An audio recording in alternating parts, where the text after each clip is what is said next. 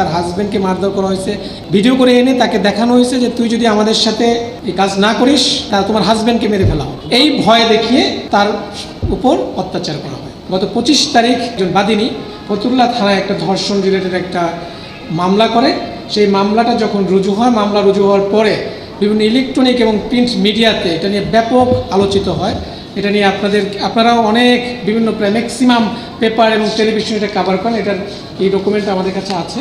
তো এটা যখন আমাদের দৃষ্টিগোচর হয়, দৃষ্টিগোচর হওয়ার পরেই আমাদের র্যাব 11-এর যে গোয়েন্দা দল এবং আমাদের ঢাকার যে ইন্টেলিজেন্স উইং তারা আমরা যৌথভাবে এটা নিয়ে কার্যক্রম শুরু করি যে এটার সাথে কারা, এর নেপথ্যে কারা জড়িত। তারই প্রেক্ষিতে আমাদের গোয়েন্দা কার্যক্রম চলমান থাকে এবং সে লক্ষ্যেই আমরা আজকে জানতে পারি এবং আজকে আমরা অলরেডি একজনকে অ্যারেস্ট করেছি। এই ঘটনাটা ঘটেছিল 18 তারিখ, মামলাটা হয়েছে 25 তারিখ। আমরা যতটুকু জানতে পেরেছি বাদী স্বাভাবিকভাবে যে কোনো একটা ধর্ষণ এটা সমাজে আমরা এটা খারাপভাবে দেখি, এটাই দেখি। মামলাটা করতে হয়তো বা তিনি টাইম নিয়েছেন, তিনি তার আত্মীয় স্বজনের বাদীর ভাষ্য অনুযায়ী বলছি তিনি কিছুটা টাইম নিয়েছেন। 18 তারিখের পরে মামলাটা হয়েছে 25 তারিখ এবং স্বাভাবিকভাবে আজকে হলো 27 তারিখ। আমরা মামলা হওয়ার প্রায় 24-48 ঘন্টার মধ্যে তাকে অ্যারেস্ট করি। তো আমরা তার মোবাইলটা যেটা দিয়ে করেছে সেটা আমরা উদ্ধার করতে পারিনি, এটা আমাদের কাছে নেই। যে তার যে মোবাইলটা স্বাভাবিকভাবে যদি এটা থেকে থাকে এটা সাথে রাখার কথা না মামলা হওয়ার পরে, মেবি এটা একটা কারণ হতে পারে যেহেতু আমরা তার ওই মোবাইলটা উদ্ধার করতে পারিনি।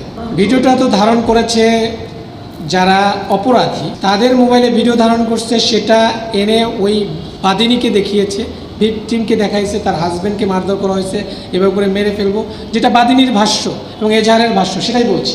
সে অনুযায়ী ভিডিও করে এনে তাকে দেখানো হয়েছে যে তুই যদি আমাদের সাথে এই কাজ না করিস তাহলে তোমার হাজব্যান্ডকে মেরে ফেলা হবে। এই ভয় দেখিয়ে তার উপর অত্যাচার করা হয় এবং আপনি যেটা বলেছেন যে বাদিনীর ভাষ্য অনুযায়ী তার হাজব্যান্ডের মোবাইলটাও হাজব্যান্ডের উপরে অ্যাটাক করে 12:30টার সময় এবং তারা এখান থেকে নিয়ে তাকে অত্যাচার করে, মারধর করে, ভিডিও করে এবং তার কাছে 1000 টাকা ছিল, সেই টাকাও নিয়ে যায় এবং তার সাথে যে মোবাইলটা ছিল সেই মোবাইলটাও তারা নিয়ে যায় এবং পরবর্তীতে এই ঘটনার পরে বাদিনীর ভাষ্য অনুযায়ী বাদিনীর মোবাইলটাও তারা নিয়ে যায়। আমরা অ্যাকচুয়ালি জেনেছি 25 তারিখ যখন মামলাটা হয়, মামলা এখানে আপনাদের একজন সাংবাদিক গতকাল আমরা একসাথে আলোচনা করছিলাম, আমি আমার অফিসে বসেই আমি নাম বলছি না, সেই তখন এই জিনিসটি হয় এবং সাথে সাথে আমি যখনই আমার দৃষ্টিগোচর হলো আমি আমার টিমকে তখন থেকে কাজে নিয়োগ করে দিয়েছি। দেখুন এখন তো আমরা জাস্ট ধরলাম, আমরা যে এজাহার নামেও 2 জন আসামি পাইলাম যে এখন অজ্ঞাতনামা এটা ইনভেস্টিগেশন, আইও এটাকে ইনভেস্টিগেট করবে, অজ্ঞাতনামা তাদেরকে জিজ্ঞাসাবাদ করা হবে। এই অজ্ঞাতনামা কারা কারা সংশ্লিষ্ট, অন্য কেউ যদি সংশ্লিষ্ট থাকে তাদেরকে অবশ্যই আইনের আওতায় আনা হবে। এটা আইও যে রিকুইজিশনটা অবশ্যই আমরা র্যাবও এই ব্যাপারে আমরা সহযোগিতা প্রদান করি।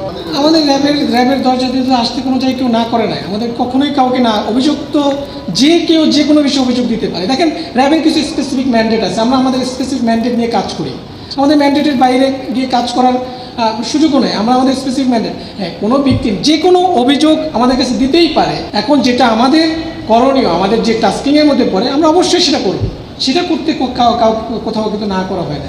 Everybody is free.